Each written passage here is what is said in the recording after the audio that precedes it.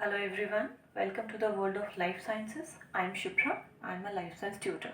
So again we are going to discuss general science MCQ and the topic is light. So let's continue with the topic. Okay, so question number 1 is color of the sky seems blue because of. See last lecture में मैंने आपको कुछ basic properties explain किए थे light के, scattering, reflection. मैं quickly आपको एक बार फिर से इस क्वेश्चन के रेफरेंस में समझाना चाहती हूँ ताकि ये बेसिक चीज़ें क्लियर हो जाए. Okay, see suppose any object is there, you can consider it anything like wooden, metal or simple molecule, anything. ठीक है, if light rays are coming this way like this, light rays are coming and colliding with this surface, so three things may happen. One is reflection. Either this light ray will come and will be reflected back, and if it is going back, then this process is known as reflection. This is reflection. And second condition may be refraction. तो refraction में क्या होता है, it will cross that medium object and it will band. जाना ऐसे चाहिए but ये जाएगी कुछ इस तरह से, या तो इस तरह से जाएगी या फिर उसकी तरफ बेंट हो जाएगी. तो बेसिक बात ऐसा होना चाहिए था, ये दूर हट गई. ठीक है, so this is refraction. Third condition क्या हो सकती है, स्कैटरिंग. एंड स्कैटरिंग होती है due to absorption of some part of that light due to those molecules. So the case, suppose light ray is coming this way, so some part of this light will be absorbed by the molecule and rest of the part will be scattered away. So this is scattering. Okay, so basically these three phenomena will make the base for almost all the things those are being happened around us related to light. So आपका question है यहाँ पर कि आपको sky blue दिखाई देती है. सो blue क्यों दिखाई देती है, why is the colour of sky blue that we see generally blue इसलिए बोला मैंने क्योंकि समटाइम्स आपको रेडिश ऑरेंजिश भी दिखाई देती है. So that will discuss later. See initially I told you white light is made up of 7 colors, okay, and those 7 colors are in range of their wavelength. So Vibgyor, and this is highest wavelength and this is lowest wavelength.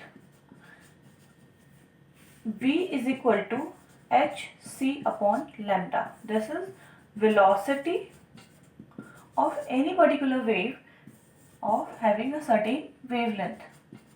तो कभी भी velocity will be inversely proportional to the wavelength. Inversely proportional का मतलब है कि अगर ये quantity increase करती है then this quantity will decrease, and if this quantity will decrease then this quantity will increase. हमेशा उल्टा होगा because inversely proportional. Indirectly proportional भी बोल सकते हो आप कि if wavelength is more then velocity will be less, if wavelength is lesser then velocity will be more. So in this case आप देख सकते हो कि वॉयलेट कलर की वेलोसिटी सबसे ज़्यादा कम होती है, वेवलेंथ कब सबसे ज़्यादा कम होती है, वेवलेंथ कम होने की वजह से इसकी वेलोसिटी सबसे ज़्यादा होगी. ठीक है, सी यहाँ पर आप ब्लू कलर देख पा रहे हो. सो blue colour is also having very less wavelength. Low wavelength होने की वजह से these three colors you can say blue, indigo and violet, इन तीनों की वेवलेंथ बहुत कम होने की वजह से इनकी स्कैटरिंग बहुत ज़्यादा होती है. ठीक है, स्कैटरिंग बहुत ज़्यादा होती है क्योंकि वेवलेंथ कम है. ये मैं लास्ट टॉपिक में भी, लास्ट लेक्चर में भी आपसे डिस्कस कर चुकी हूँ. एंड अभी मैंने आपको फॉर्मूला बताया, वेलोसिटी बहुत ज़्यादा तो स्कैटरिंग बहुत ज़्यादा, एंड वेलोसिटी ज़्यादा है इसका मतलब वेवलेंथ कम होगी. So these three colour show maximum scattering: blue, violet Indigo, but हमारी आईज सबसे ज़्यादा सेंसिटिव होती हैं फॉर ब्लू कलर। आई में क्या, lens is most sensitive to the blue colour, ठीक है। स्काई में जब वाइट लाइट आती है सन से, तो white light is compose of all 7 colours, तो उनमें स्कैटर सारे कलर होंगे, बट सबसे ज़्यादा स्कैटर होता है blue colour, and this is the reason कि हमको स्काई ब्लू कलर की नज़र आती है। अब स्कैटरिंग क्यों होती है? स्कैटरिंग होती है due to various gases molecules present. Gases present है, carbon dioxide, oxygen, hydrogen, nitrogen, basically these 3. Okay, these are responsible for the scattering of light. I hope it is very simple and आपको clear हुआ होगा. So okay, so color of the sky seems blue because of scattering. Simple. Okay, next question. Hypermetropia can be cured by. First, let me explain what is hypermetropia. Hypermetropia is the condition जिसमें any person can see any object placed on infinite or longer distances. आपको दूर पर रखी हुई सारी चीज़ें दिखाई देंगी, but you cannot see closer objects. पास में रखी हुई चीज़ें आपको नज़र नहीं आ रही हैं. Distant object you can see easily. So this is hypermetropia, and it is also known as long-sightedness. Okay, long-sightedness means you have been a long-sighted person. आप दूर का देख सकते हो लेकिन पास का नहीं देख पा रहे. तो ऐसा क्यों होता है? See, हमारी आई में there is a lens, and lens की फोकल लेंथ को एडजस्ट करने के लिए सिलेरी मसल्स होती हैं. वो लेंस का थिकनेस को एडजस्ट करती है जिससे उसकी फोकल लेंथ चेंज होते रहती है. फोकल लेंथ चेंज होने से क्या होता है? क्योंकि हम हमारी आई का शेप तो चेंज नहीं कर सकते. So this is our eye lens, this is retina, see this is retina, this is eye lens. Okay, यहाँ पर सपोज कोई भी ऑब्जेक्ट प्लेस्ड है, ये काफ़ी दूर है, ठीक है. मैंने आपको बोला कि आप दूर पर रखे हुए ऑब्जेक्ट्स इजीली देख पा रहे हो. इसका मतलब है कि दूर से जो भी रेज आ रही हैं उनको आपकी आई मसल्स, जो कि हमारे लेंस के अपर्चर को एडजस्ट करके इनको कहाँ पर फोकस कराने की कोशिश करेंगी. नॉट फोकस, इनको बिकॉज जब भी आप इमेज फॉर्मेशन की बात करोगे तो image forms at a point where at least 2 of the rays should meet. तो this is coming parallel, तो ये फोकस से होकर जाएगी एंड इस तरह से यहाँ पर मिल जाएंगे, and you will get a image of a particular object. And ये हमेशा इन्वर्टेड होती है, उल्टी बनती है हमारी आई में, बिकॉज कॉन्वेक्स लेंस होता है. एंड उल्टा बनने के बाद are retina having some optic nerves, वो हमारे ब्रेन में सिग्नल भेजते हैं कि there is an inverted image formed. तो देन हमारा ब्रेन उसको सिग्नलिंग के थ्रू सीधा हमको दिखाता है. सो रियलिटी में it is inverted, because real है तो इन्वर्टेड ही होनी है. That also I explain in lecture first. So यहाँ पर दूर रखा हुआ ऑब्जेक्ट तो आराम से फोकस हो रहा है. हमारे लेंस का कर्वेचर बस इतना ही काम कर रहा है कि जब बहुत दूर से रेज आ रही हैं तो वो उनको आराम से फोकस कर दे रहा है रेटिना पर. बट जब भी ऑब्जेक्ट को पास लेकर आ रहे हो, क्योंकि लेंस का कर्वेचर में कुछ प्रॉब्लम हो रहा है, कर्वेचर की वजह से फोकल लेंथ में कोई दिक्कत आई है एंड ये उसकी फोकल लेंथ को इतना कम नहीं कर पा रहा. तो जब ये आती हैं तो इनको मिलना यहाँ चाहिए कहीं ऑन द रेटिना, बट ये यहाँ नहीं कन्वर्ज हो पा रही हो, ये कहीं दूर जाकर मिल रही है बिहाइंड रेटिना, क्योंकि उसका फोकल लेंथ में कुछ इशू है, कर्वेचर में इशू, फोकल लेंथ में इशू है. बेसिकली कर्वेचर में इशू नहीं बोलेंगे हम, क्योंकि सी वो करती क्या है हमारी आई मसल, कभी उसको बिल्कुल पतला कर देंगी इस तरह से, समटाइम्स उसको बहुत थिक कर देंगी अकॉर्डिंग टू द ऑब्जेक्ट. जब कर्वेचर में इशू आने की वजह से वो उतना स्मूथली उसके साइज को चेंज नहीं कर पा रही, और इन case of any close object ये रेज रेटिना पर कन्वर्ज ना होकर कहीं पीछे कन्वर्ज हो रही है. मैंने क्या वर्ड इस्तेमाल किया यहाँ पर? कन्वर्ज. इसका मतलब इश्यू कन्वर्जिंग से रिलेटेड है, कन्वर्ज नहीं हो रही हैं रेज. अब आपको एक ऐसा लेंस चाहिए जो कि इन रेज को कन्वर्ज करे. सो कन्वर्जिंग लेंस कौन सा होता है? 2 lenses are there, one is convex. अगर इस तरह से रेज चलकर आएंगी तो वो उनको एक सर्टेन पॉइंट पर कन्वर्ज कर देगा. And other is concave. Concave lens का फंक्शन होता है, ये मैंने लास्ट लेक्चर में भी आपको एक्सप्लेन किया है, ये डाइवर्ज कर देता है रेज को, ठीक है, प्लीज ये ध्यान रखिएगा. So concave lens is diverging and convex lens is converging. तो आप समझ गए होंगे कि because in case of hypermetropia हमको रेस को कन्वर्ज करके रेटिना पर मिलाना है, so we need a convex lens. So you got your answer. Now move on to the next question. Okay let's move on. I think question number में कुछ गड़बड़ है. Okay, no issue.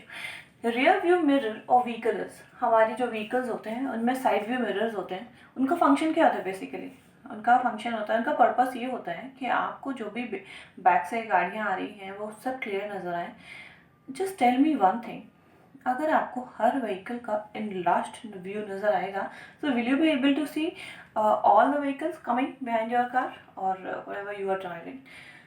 सो no, आपको एक ऐसा इमेज चाहिए जिसमें सारी गाड़ियों की छोटी छोटी इमेज बने and you can cover a long landscape.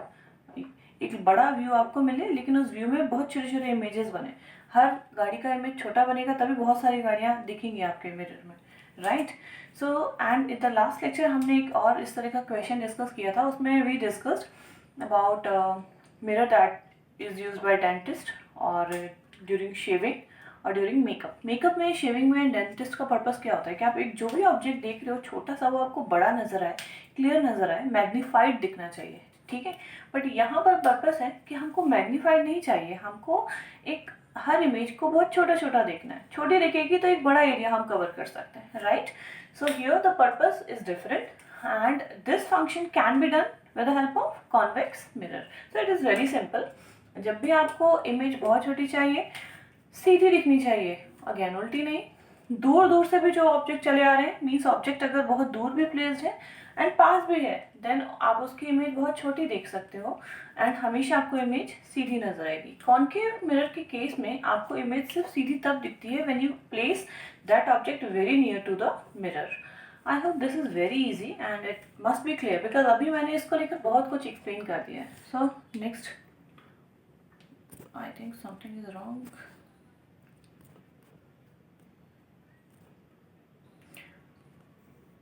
Wait a minute, just give me a minute. I think some issue is there. Just give me a second.